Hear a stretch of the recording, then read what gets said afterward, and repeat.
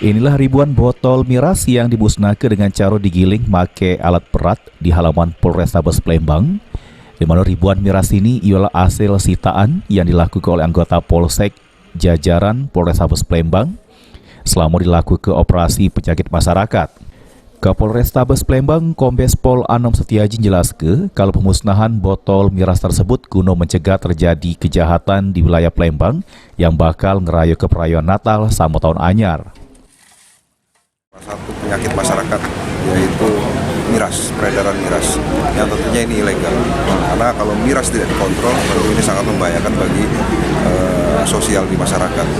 Kemudian ini juga bagian daripada kegiatan rutin yang ditingkatkan untuk menghadapi perayaan Natal dan Tahun Baru, sehingga diharapkan dengan kegiatan cipta kondisi tersebut keamanan di Kota Palembang semakin kondusif.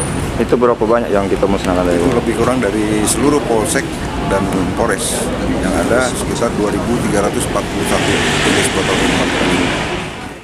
Dengan pemusnahan miras ini diharapkan peredaran miras di Kota Palembang selama perayaan Natal sama tahun anyar pacak berkurang.